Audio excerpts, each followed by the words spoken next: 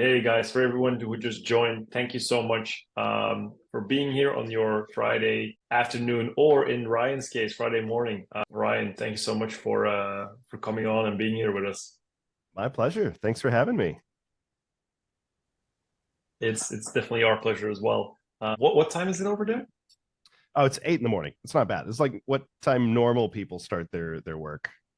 Yeah, absolutely. Cool. Yeah. So probably Boris already briefed you about our sessions, but how we just would just bounce ideas off of each other. We take questions from the people that joined the Zoom. We also got some questions earlier in the week already via LinkedIn or Slack, and then yeah, it's just a brainstorm, or other than that, Boris and I just start talking shit if there's not enough questions. So Can I just say one thing, Michael?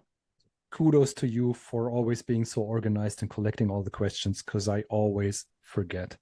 And then I show up like worrying all about, what if we don't have any questions? What are we going to talk about? Are we going to have to cut this short? Yeah, you're just so reliable and trustworthy. So Kudos indeed. yeah, man. I I appreciate that, guys. So before we start off by answering any questions or taking any questions, Ryan, do you have any nugget or like really valuable small piece of info for the people that joined that you'd like to pass on? It may be old hat for all of you, but so I don't know if you know much about my background at all, but I know Boris mentioned I work with a lot of agencies, white label and consulting and overhauling their accounts and audits and stuff. And so I've seen a lot of accounts across a wide variety of spend. And one of the more important lessons that I had to learn earlier on, that I just am consistently learning over and over again, is that you have to take every piece of advice that you're given with a grain of salt, because that person's experience may be completely different from any of the accounts you're working on. And you kind of have to throw best practices out the window in some cases, because best practices don't work on everyone. They're best practices because they work for most people. They're the rule, but there are exceptions to the rules. So if you find that something isn't working, it's not that you're just bad or that it's a bad business. You may need to try other things. And whenever you see advice, you can go and test it, because that's what we do, right? But if you go and like that's your new model and you just like start rolling it out to all of your accounts, you may end up with disasters. So just take it with a grain of salt and try and identify, okay, is this person from whom I'm getting advice, like, is their target audience going to match the ad spend of my accounts, the complexity, the industry, the data flow? It's all important. So understand their audience, understand if you're part of it, and then get with a grain of salt. That's so I interesting. think Sorry, Michael. go for it, Boris. Go for it. I was going to say, Ryan, that's so interesting that you bring this up again, because we did speak about Google's best practices and AARs and where these tend to come from. And that, of course, like on average, most of that stuff tends to work for average accounts. But it's always important to keep in mind that it's a game of averages and it's not necessarily going to apply to your specific situation. So just, as a good rule of thumb, analyze them and see how any given recommendation is going to apply to your account. If it's going to potentially improve performance, or if it's going to just improve spend. Right. No, a lot of influencers or gurus or people with large followings, they tend to have bigger budgets, and a lot of my agency clients, they have hired me because they can't hire employees yet, or because they, maybe they don't have a paid search director and they wanted some senior talent over their employees. And so I'm coming in and training and coaching and then like running the strategy for the accounts. And a lot of those budgets are smaller, like 10,000 or less, 5,000 or less, 1,500 a month, 500 a month. You get into accounts like that, and the things that work at $100,000 a month plus don't work at all, because you don't have the data flow, you don't have the tools, you don't have the features. So a lot of the things that they're saying to do, you just have to kind of throw out the window. And sometimes a smart campaign is the best option. Sometimes it's not, but yeah. We'll get into that for sure later. I have a client where I'm running a couple of smart campaigns so they're like a franchise sort of situation. Up to 30, 35 locations that have live accounts at any given point in time. And some of those, like with a, 1,000 a month budget, then sometimes your best option is to just whip up a smart campaign and just let it run. And some of these perform rather well, I have to say. Hate to say. Yeah. I also hate to say it. Yeah. That's, I think, the one time where Google maybe got it right with automation and stuff. So yeah, I'll give it to him on smart shopping as well. That just rest in peace. Yeah. I was just gonna say, let's just take a minute of silence for smart shopping campaigns. I completely agree with you, Ryan. And to be fair, it's the other way around as well. Like I used to be very much in the camp of like, brand campaign should be manual or CPC or target impression share. And then you start working with D2C brands that spend like 200K on Meta and 10K on Google. And then it's like, maybe all those people who saw an ad 3 times and then typed in the brand name on Google, but they're not necessarily going to buy. Maybe it's not a great idea to set that on a manual CPC or a target impression share. And I've learned that the hard way, to be honest. So it goes both ways, I would say. It's and even between accounts, between industries, I mean, yes, best practices are great, but that doesn't mean it will necessarily translate for your account. Yeah, well, a lot of people, sorry, Boris, go ahead. You go ahead. Sorry, I'm just so quick to just reply to Michael, but I tend to... Me too. Yeah, that another person on the call that maybe should get the spotlight. No, all good. Yeah, a lot of times that's like my propensity is to take... Well, most people tend to look at Google Ads as an isolated platform. And, the more experience you get, the more you recognize like, okay, yes, it is a part of a comprehensive marketing system. The larger the client, the more likely it is that they have, 3, 4, 5, 6, 10 channels all running. And the more you can fall in line with those and your strategy can align with the broader goal, you may have to eat some potential revenue from loss of ad spend because you're like, well, actually it would make more sense if you put that money toward Meta because your pattern interrupt is crushing it over there, and what you really need is to just get money instead of paying me more. But whatever works best for the business, like that keeps your retainer longer, and that is what helps you make more money overall rather than just getting an extra couple grand here and there. So anyway, sorry, go ahead, Boris. I've got nothing to add, to be honest. All right. No, so it's now I actually remembered what I was going to say in reply to your example with the brand campaign, Michael, and that you tend to run brand on manual CPC or target impression share. But there's absolutely scenarios where, for instance, if your brand name is kind of a dictionary or generic term, then it's not necessarily the best idea to be just running like an MCPC and then maximize your, or even like target impression share and try to maximize your impression share, because you're going to capture so many searches that aren't really intended for your particular brand at all. Which is then obviously the scenario where you just run on a TROAS or TCPA sort of strategy, right?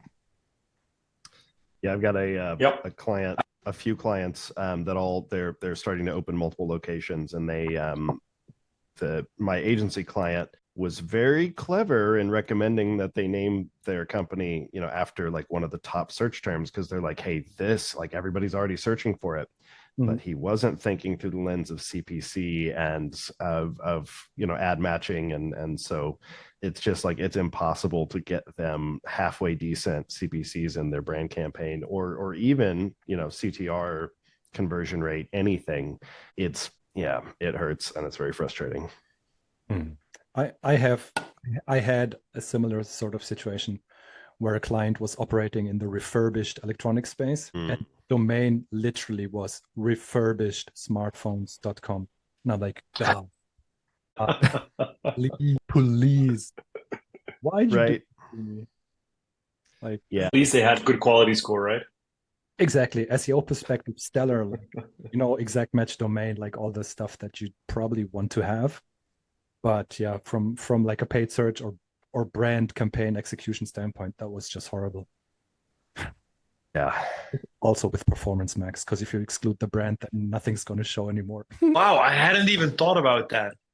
That's so true. Stuff. I have so many funny stories. That's not quite the forum for anecdotes right now. Yeah, it's great It's whenever. true.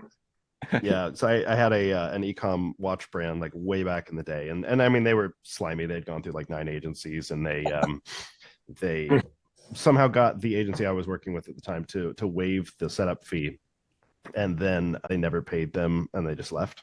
But they one of the big things that they were doing is they were like, hey, any brand that we get, any brand searches at all, we take credit for. We're like, well, you can't 100% say that every single time, whatever, we'll try it. And we got them decent results and everything. And then they ended up bailing. But I remember them like arguing about like, well, how did you figure out your attribution on this? And like, you actually need to look at, so let's go back and look at the path and how many times did they search the brand before they searched generic stuff. And it was a big mess, but it made me think of that. Like, I've worked with some e-commerce brands that if they took the brand out, like they wouldn't convert at all. It's one of those weird things. Positioning, very important. Absolutely. Maybe let's hop into some questions, because I think, we probably all could go on and on about this topic, but I just got a direct message that we should stop yapping. No, it's not true. It was from me. Yeah. Let me applaud that comment. Yeah, we got a question. I'm going to start with the question that remained from last week, Boris, that we ran out of time for. Was a question from Brian. He said, so how do you set or decide on the T ROAS for shopping, and how frequently do you change it? For context, whenever I set a T ROAS on my shopping campaign, it goes well for a few days, then the campaign seems to die off. Any advice? Brian, you want to take this? Sure. Yeah.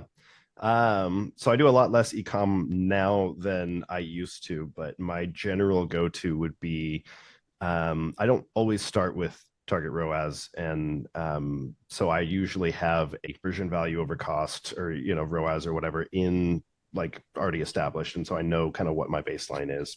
And so kind of similar to what I would do with TCPAs, I look at where I am, and then I adjust probably 10-20%, somewhere in that range, in the direction that it needs to go. So, if I'm not quite profitable enough, then I'll set it kind of a little bit higher than what my current ROAS is, try and bring it up. I also have to spend more time, depending on what campaign it is, and if I actually have access to search terms, kind of filtering things out so that I can clean up the incoming spend, and make sure it's relevant, give it the best chance of converting. I'll also do CRO audits and whatnot, but all things being equal, I'll take a look at what's currently happening and just try and adjust it within kind of a 20% margin. Give it, depending on the data flow, if there's enough data to determine that there have been some changes in a positive direction or negative, I'll adjust it after like 3 to 7 days,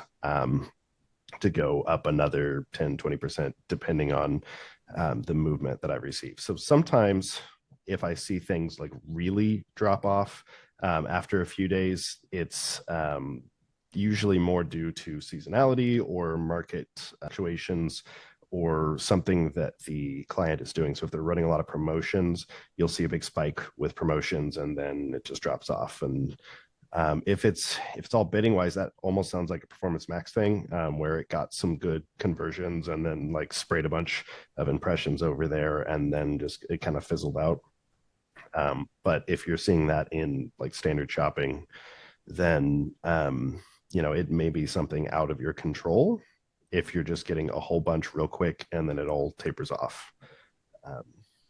Just my general thoughts. Good general thoughts. What my initial reaction was when I heard that, getting a bunch of initial conversions and then it sort of fizzles out. That might well be the case, like you said, of a Performance Max, and potentially T ROAS set way too high. So what I like to do in these situations, it's regardless of if you're running Performance Max or a standard shopping, or even like a standard search campaign, for instance, I like to remove the TROAS and control everything by budget, and then just see if I can get some conversions in or some data. Like you said, Ryan, depending on the data flow and how much data I really have coming into that one campaign, that sort of seems to be the better strategy in my point of view, instead of just tinkering with TROAS and every couple of days and nothing really is going to happen from that. That's a really good point. Don't triple your ROAS target because you got some good results. Because generally, the higher your ROAS bid or target, the lower the bids are going to have to be to come in and match that, unless you just have astronomical average order values. So definitely, kind of look at that gap. So I say 10 to 20%, and that's not a standard rule or anything. It's just kind of a somewhat conservative range. But 5,000 percent ROAS as a starting target, not gonna do you many favors. No, I had the exact same reaction as Boris. Actually, I think if a campaign on TROAS fizzles out after a few days, that sounds like a very competitive environment plus a too high ROAS target. To comment back on what you just said, right? I actually recently do not on new accounts, I would say, but on new campaigns, I do like going straight with TROAS, or we're currently playing a bit more and testing more with portfolio strategies where we set quite a low target, but then set a bid cap on it. Because if you set we tried the low target only, which is a strategy that John Moran has pushed from Solutions 8 quite a bit. But to be fair, we've always seen really high CPCs with that. So now trying to combat it with a CPC bid cap, and it actually works pretty well for us. So yeah, I'm less inclined, unless it's a completely new account, to go with a CPC or max clicks bid strategy. Good to know. Yeah, like I said, I do a lot less now than I used to. So I'm all ears. Cool. Maybe while we're on the topic, it's a question that actually came in internally in our team this week. So we've been running and I just wanted to get your guys' thoughts on this. So we've been running a shopping campaign for a e-commerce company. It's quite high AOV. We've been running it at around a 300% TROAS, let's say. And we're getting on average a 6-7 ROAS, an actual ROAS. So it's also because it's not low budget, but it's not the biggest account, I would say. And the guys on my team asked, look, we've been getting a 600-700. Should I now raise the target toward this, what we're actually seeing? Yes or no? And then we had a discussion, and I'd love to get your guys' thoughts on this. So clarifying question. Has the client given you permission to spend a liquid budget based on meeting the ROAS targets? Really, really good question. No, they haven't, because of everything's inventory. Right. That's That's really frustrating, though. Tell me about it. Yeah, because that's the gold. That's exactly what you want in an e-com account, that you have unlimited budget as long as you hit the ROAS targets, and then you're doubling plus. And yeah, I mean, so personally, so you generally want to ride that balance of volume with efficiency, right? So somewhere in the middle is the sweet spot, or maybe sometimes, depending on their goals, do they want to grow more?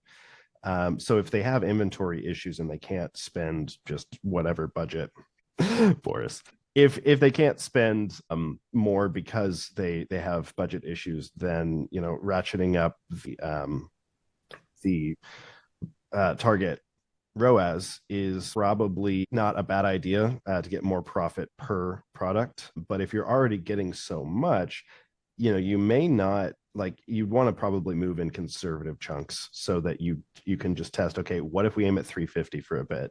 Let's see what that does. Does that increase, another 10, 15%, 20% on the actual ROAS? Or are we seeing that kind of pullback? Because a lot of times, you adjust the ROAS target. If you go too much, then you just start to, you lose a couple 100%, or, start losing a bunch of traffic because you were in that sweet spot. And that's why you had such a big, difference between your target and your actual. But in this case, I would say, like, if they have inventory issues, then profitability is probably going to be more important than volume. So in aiming for efficiency, I would test 50 to 100% increase in the target. So I mean, I agree with you. Boris, what do you think?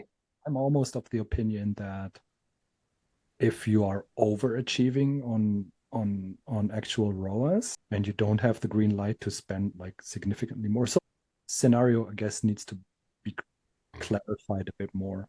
Because if you're hitting double your key ROAS and you're being limited by budget, then the solution, like Ryan said, would be to increase your budget, right?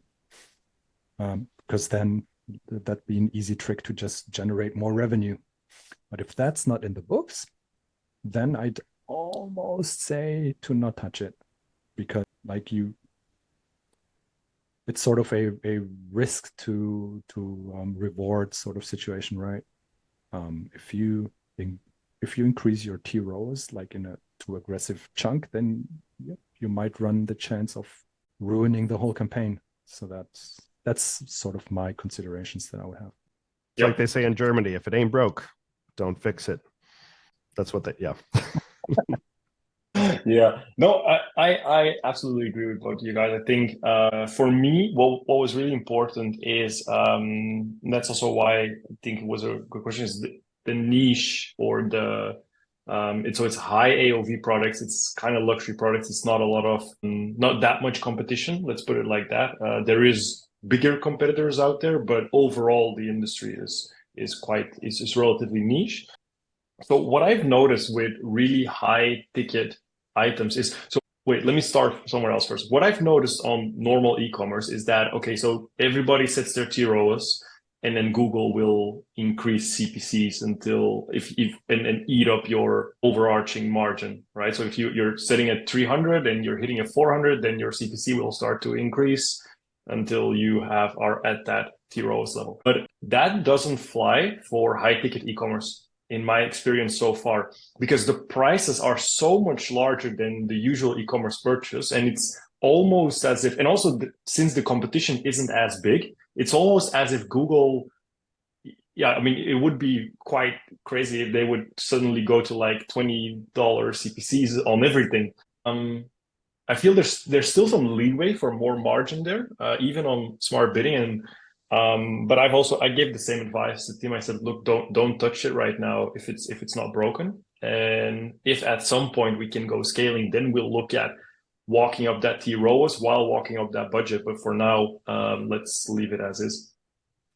Yeah, no, because the other the other factor to take into consideration is, with such high average order values, you probably don't need a lot of conversions or a lot of sales to get that really high ROAS. And so losing one sale can take you down 200-300%. Or, like if you're doing a lot of volume, then, losing a couple sales isn't really going to affect your ROAS very much. So I worked with an espresso parts company they would sell a lot of smaller parts, and then once a month invariably they would sell an espresso machine for 20-30K, and their ROAS would go to the target, and we'd be fine.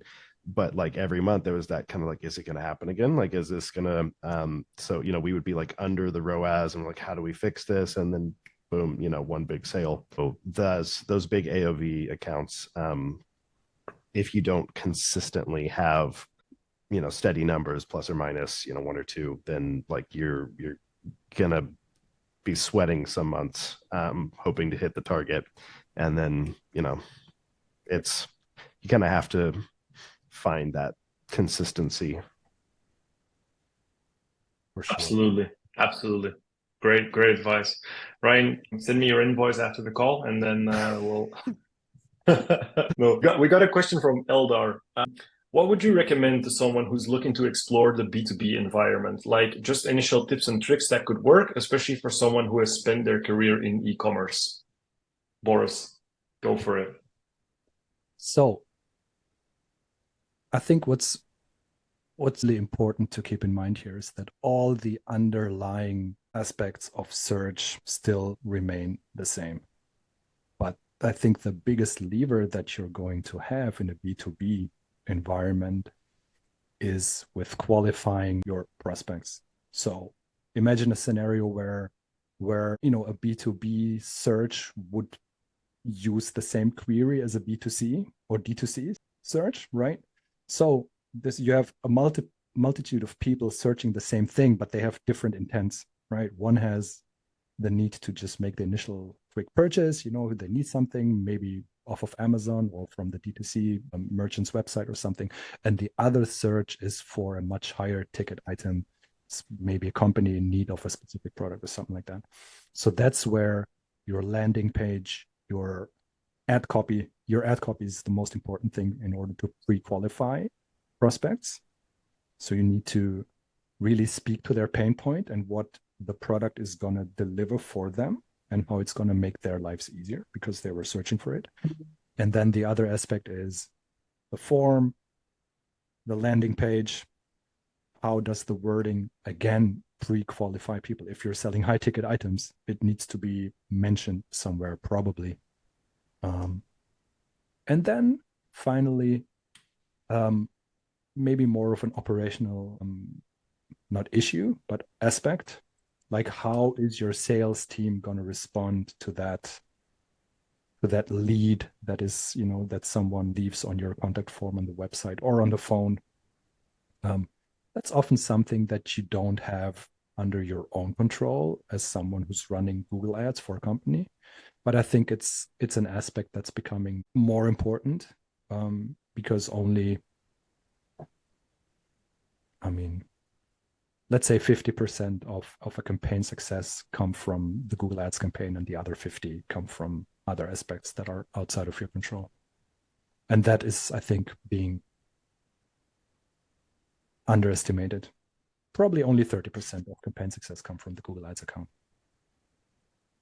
Yeah, I would I would follow up on that. I'm kind of cynical sometimes.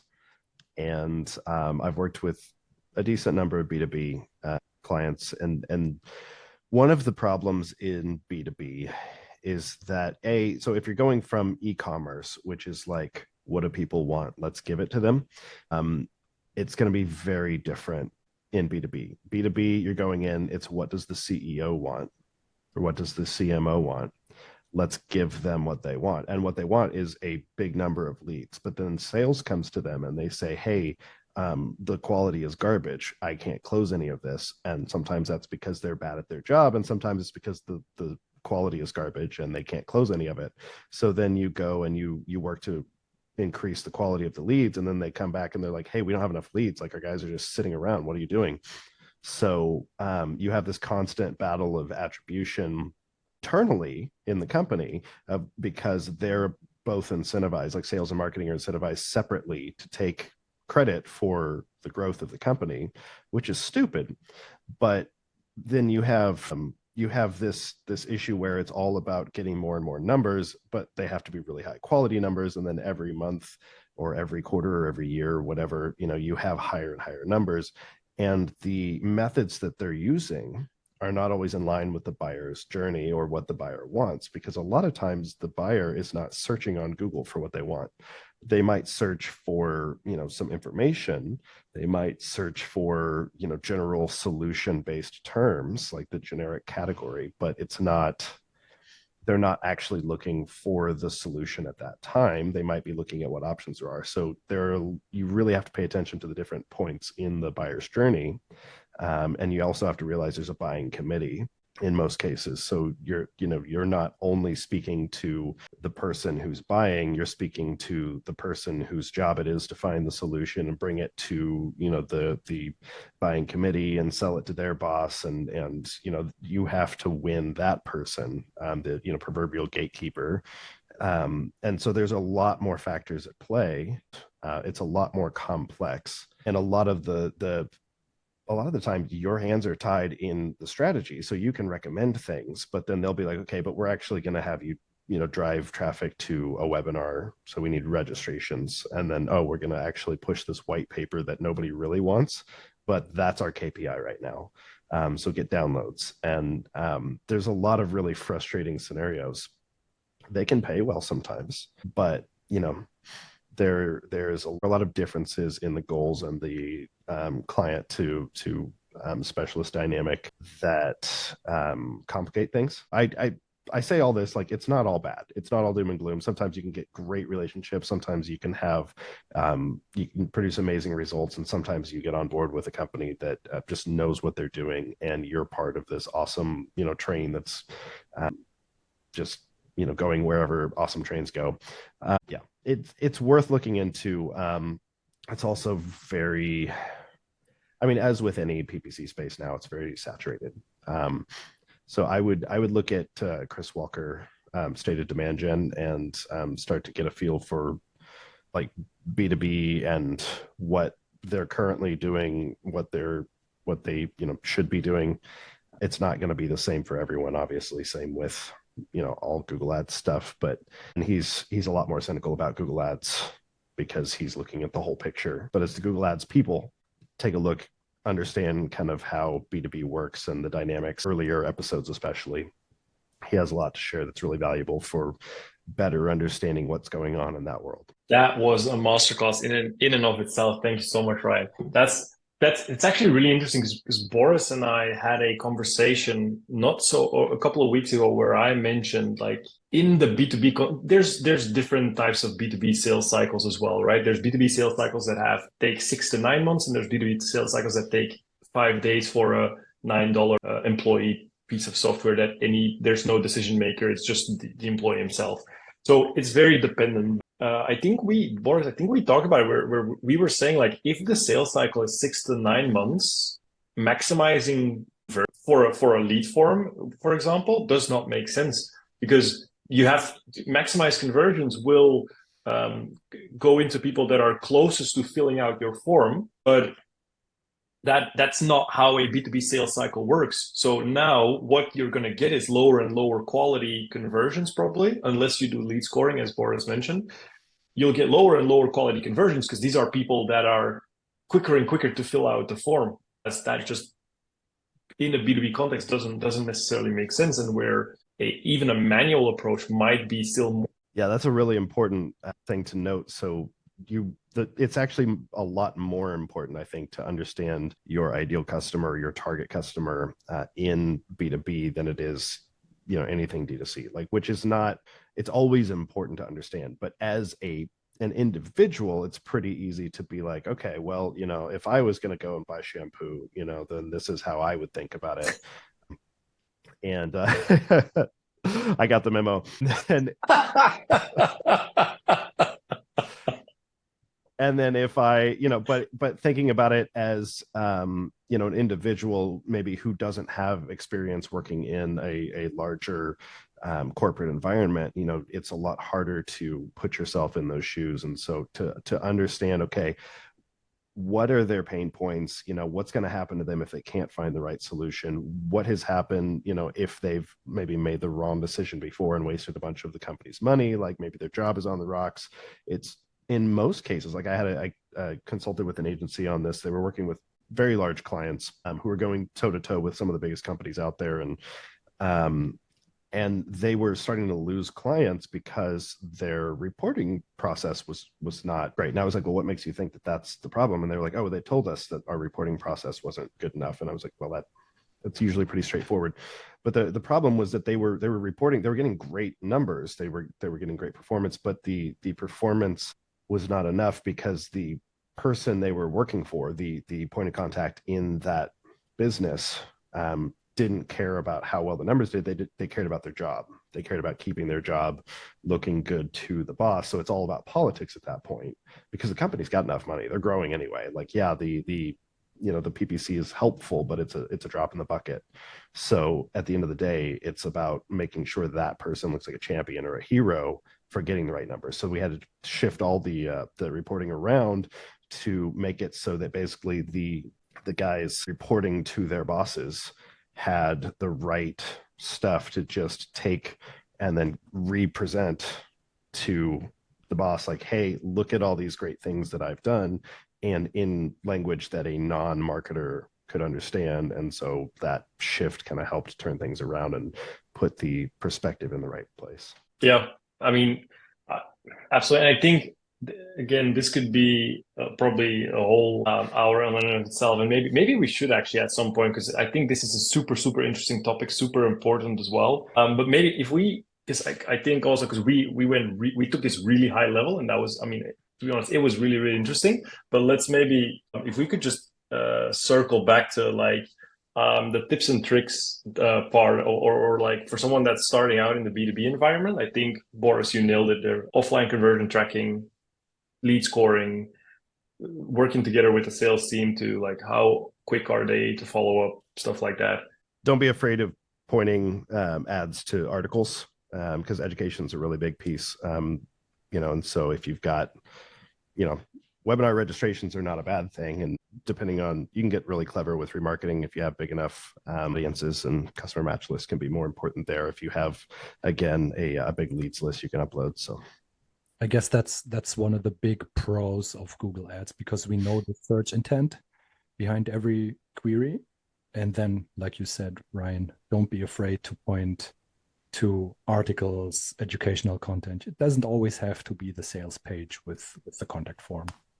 Yeah, especially those longer sales cycles, the higher the value of the sale.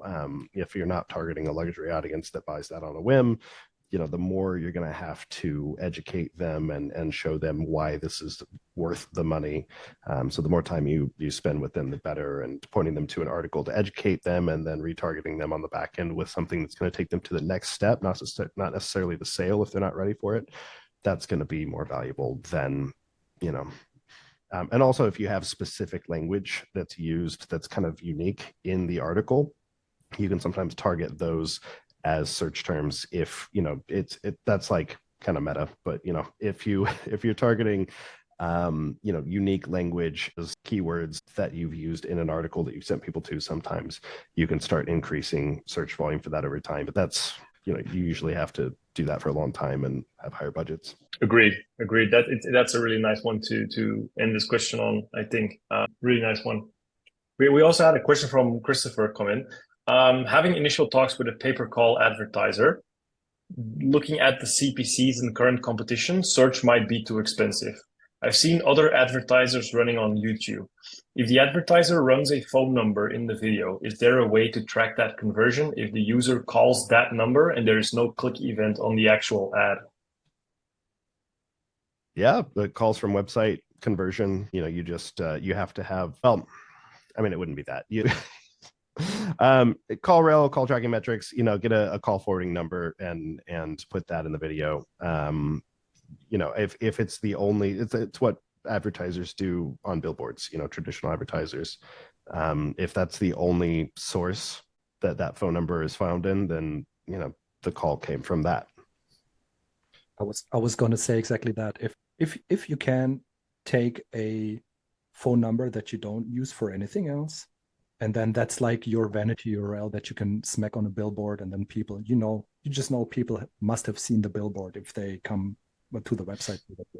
So that's the easiest solution. But the other solution is probably call rail and a forwarding number, something like that, and it even lets you set up automatic conversion tracking if certain phrases or words are being mentioned throughout the call.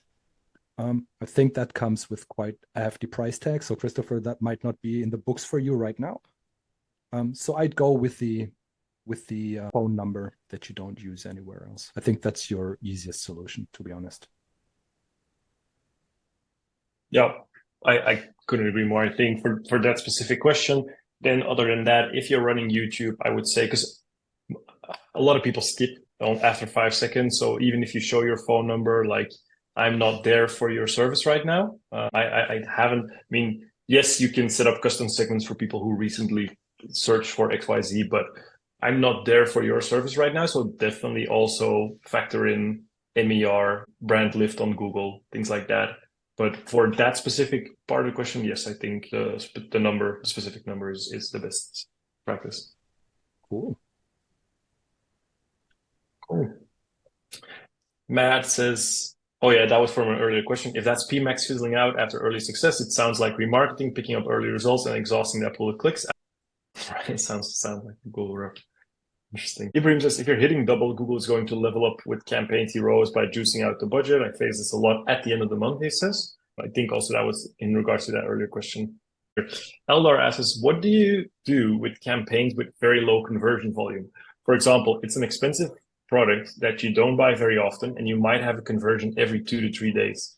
How do you set the target for that campaign? Well, so if it's an e-commerce product that you're only selling every 2 to 3 days, you're still going to have a ROAS at the end of the month. If you're like getting 2 to 3 a month, and then that fluctuates +2 or -2, either every month, then that's a lot harder.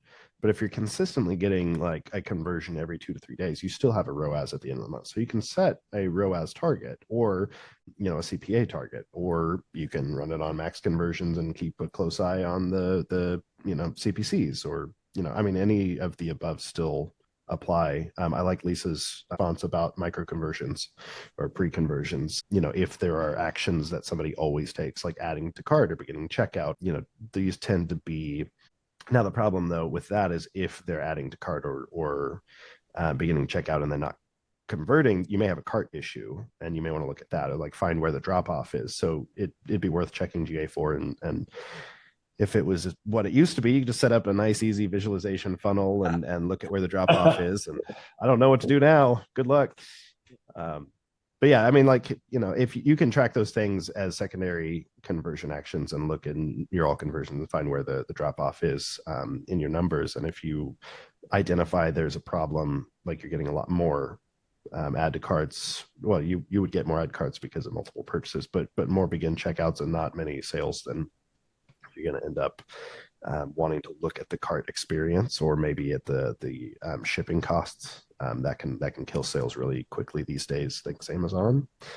So I actually I've been running into a very similar problem, to be honest. I have a client that sells high-end conference hardware. So we're talking like 4K, 360 degrees camera, sound bar, stuff like that. And they have a super polished website. Everything works. We've checked. The only issue is that their products are also being sold by resellers and by Amazon. So we are essentially screwed because we can't compete on price. We can't compete with Amazon on like free and fast shipping and like immediate return if you don't like the product and stuff like that. So yeah, so to counter your arguments, Ryan, we are running micro conversions and add to carts as a secondary, and like there's nothing that we have tried that's proven to like give us any sort of uplift. And it's so frustrating. But I think it's because of Amazon and other sellers. Yeah, that is one word of caution, and one of the most painful lessons I ever learned in e-com was where marketplaces. There are a lot of people that will go build a brand on Amazon, and they're like, yes. And I say build a brand. They'll go and build a revenue stream on Amazon, and then they'll go and they'll be like, okay, push more sales to my website. Like, here we go. I'm going to start getting an extra 10, 20% margin. And it's crickets, because nobody cares about you. They care about Amazon.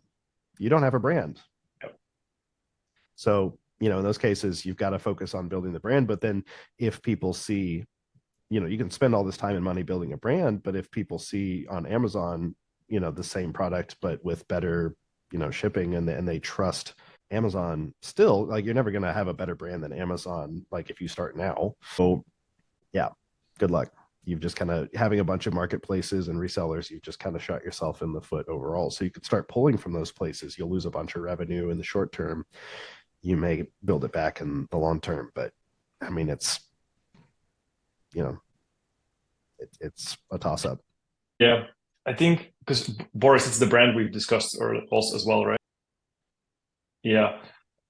So to weigh in on two things here. First of all, about the micro conversion event, I think it's super important to know the shopping behavior of your niche. So for example, clothing, even if it's like really expensive clothing and you don't have a large budget yet, so aren't advertising on a large budget, don't add to cart as a micro conversion. people will add tons of clothes to their cart and never check out. They're not even intending to check out. They're just making a list, like a wish list in their cart. So I would definitely be careful with like, it's what Ryan said. Look at your funnel data that you already have and look at like, okay, is there enough proof to show like, okay, if people add the cart or if they start their checkout, X number of people will eventually make the purchase, and then and really know your industry there. So I'd be careful with that. I also like max conversions, especially if you're on a low budget, max conversions without a TCPA. There's no reason not to run it. I think, especially after a while, especially if you're on Shopify or something like that, Google knows what a conversion looks like. Google knows what it means. And then, yeah, for the brand that you work on, Boris, that's a tough one. But I mean, on the other hand, do they have a good budget, good PPC budget? Healthy. Healthy, okay. So in theory, it's a risk, but if it's not working right now, then and you need to pivot, they could pull out of search completely and run top of funnel and just let the resellers in the marketplace take care of the actual sales. And they will, yes, their margin is less, but they also can bid on cheaper clicks and views because you're going up the funnel. I might just suggest that. Yeah, that's an Good point. Sure, for sure. Yeah, I mean, I actually had a conversation with a brand last week. No, a couple of weeks ago. Sorry. They said like, look, we are dominating our brand in our industry in this country, but we already have resellers in these other countries. We don't want to go into search there. Just run YouTube and Meta there, and we want to support our resellers instead of starting to combat them there. And that's kind of where I got the idea from. It's a good idea. It's kind of what I meant by building a brand, but at the same time, it's the important difference is the focus on supporting the resellers and getting in front of people before they're ready to buy. So they're maybe problem aware but not solution aware, or maybe they're problem and solution aware but not your solution aware. And so you're getting in front of them at the right time, or even right before the right time, putting the idea in their mind like, oh hey, that when we get to that, like that's going to be the thing. So maybe they click in and they look, and then you can hit them with retargeting. So that upper funnel in particular is a really good idea if you have that struggle with all of the resellers. Cool. Agreed. Just go through the questions here. Let's see if there's anything. So we got the low conversion volume. Yes, those were the questions we actually had for this week. To be fair, I have a hard stop at 4. So perhaps this is a good time to round up. Yeah. Unless somebody wants to ask a really last minute question, drop it in the chat right now. But if not, Ryan, thank you so much for coming on. It's my pleasure. Really appreciate you taking the time at 8 a.m. Absolutely. I think we should. I'd really love to take you up on, or at least set up another one where we go deeper on the B2B topic, because I think it was really, really, really interesting conversation. I know Boris also has worked on some really cool accounts in the past, so love to take you guys up on that. Yeah.